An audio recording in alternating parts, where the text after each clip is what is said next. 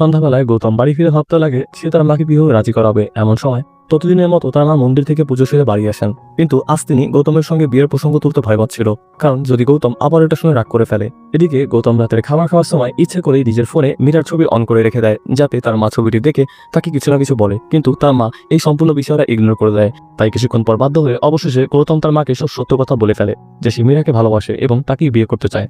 পুরো কাহিনী শুনে গৌতমের মা ওদের সম্পর্ক মেনে নেয়। এদিকে মীরাও তার বাবা মাকে সবকিছু বলে দেয় এবং তারাও এই বিয়েতে রাজি হয়ে যায়। তাই পরের দিন গৌতম তার মা এবং বাড়ির কাছে এনে সেলভিকে নিয়ে মীরার বাড়িতে যায়। তখন মীরা ওদের সবাইকে চা পরিবেশন করতে আসলে গৌতমের মা তাকে ডেকে বলেন, তুমি খুবই সুন্দরী, আমি তোমাকে আমার মেয়ের মতো করে আমার কাছে রাখবো। এটা শুনে মীরা একটু বিভ্রান্ত হয়ে পড়ে। সে তৎক্ষণাৎ গৌতমকে একান্তে ডেকে নিয়ে গিয়ে জিজ্ঞেস করে, আমরা কি বিয়ের পরও তোমার মায়ের সঙ্গে একসাথে থাকবো নাকি?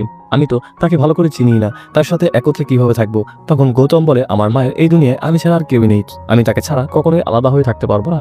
এটা শুনে মীরা বলে, তাহলে আমাদের উচিত আমাদের সম্পর্ক এখানেই সমাপ্ত করে দেওয়া। পরবর্তী পার্ট দেখতে ভিডিওতে একটি লাইক দিয়ে চ্যানেলটি সাবস্ক্রাইব করে আমাদের সাথেই থাকুন।